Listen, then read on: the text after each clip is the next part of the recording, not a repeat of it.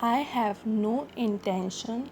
of giving a certificate about which my honorable friend Dr. Krishnaswamy was talking some time ago, since anything like a certificate being given by any members of the business community is likely to be misunderstood, but the fact remains that impartial observers, both here and abroad, have testified to the soundness and stability of our finances, which have successfully withstood several stresses and strains of the changing economic factors,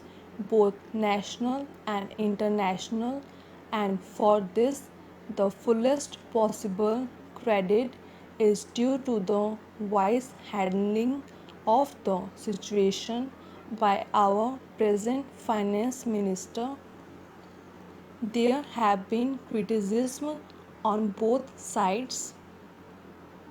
Some have described the budget as pro big business, as something which has brought about a boom in the stock exchange, and as something which has brought about satisfaction in the business circles.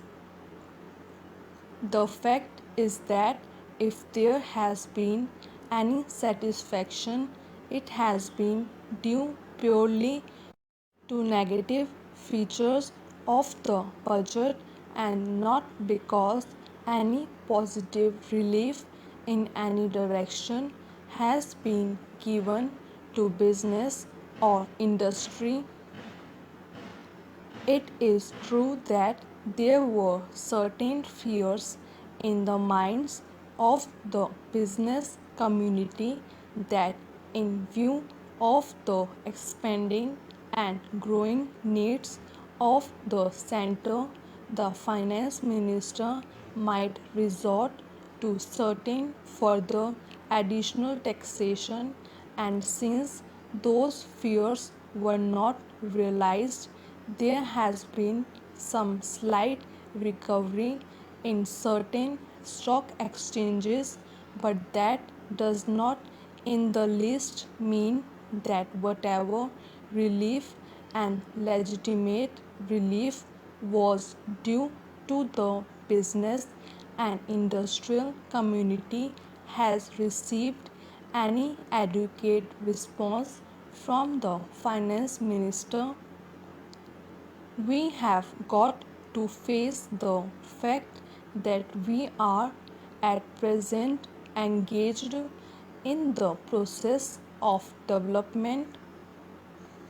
People who talk about UK and USA conveniently forget that these are the most highly industrialized countries in the world, and our taxation system, so long as we are engaged in expanding and building our economy, must be adjusted and linked with the requirements of the expanding economy, and should not be compared with the high taxation levels that may be prevalent in UK and USA. Friends have talked about unemployment, but whether the raising of the direct taxation levels will in any way mitigate unemployment is a question that should be considered. If the finance minister gives substantial relief in direct taxation, I think that might lead to an acceleration in the pace of development.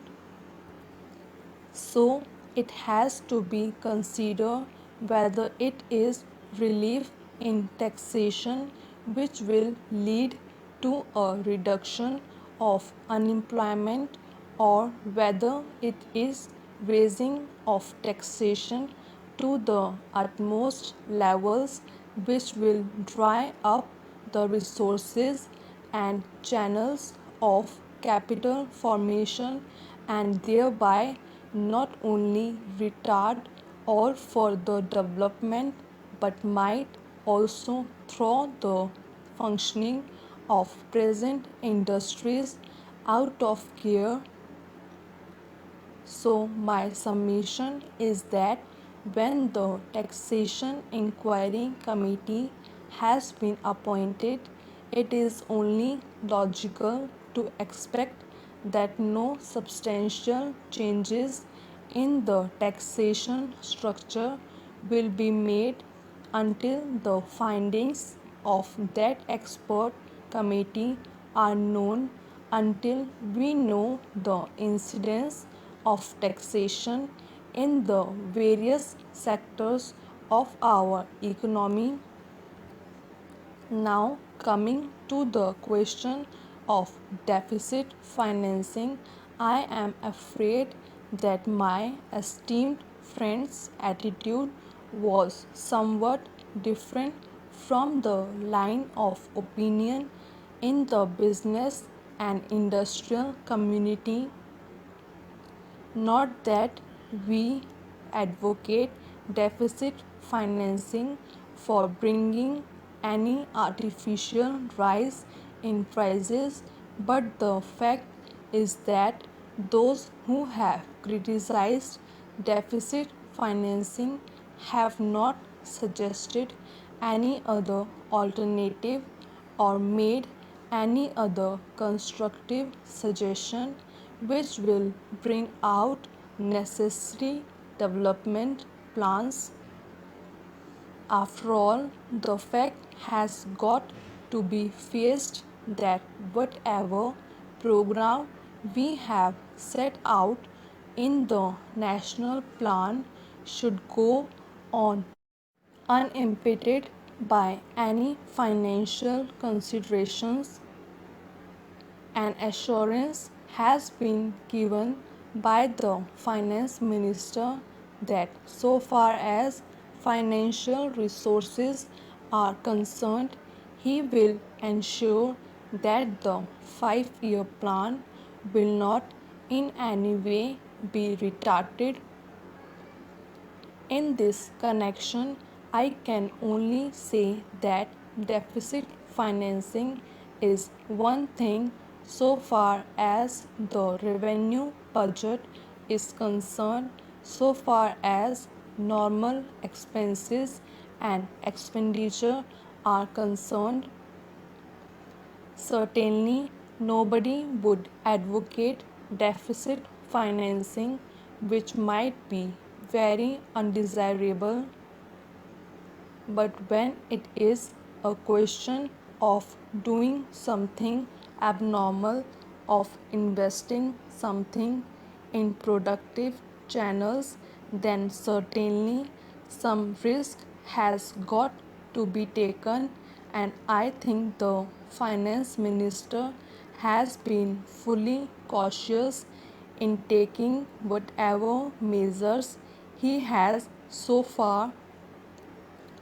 We know the measures that the government took for contracting money supply about the end of 1950, and certain other measures adopted which brought about a slump. Also, from time to time, the finance minister did not hesitate to mop up the surplus, which, as the records would show, has been about rupees 300 crores during the past 4 or 5 years.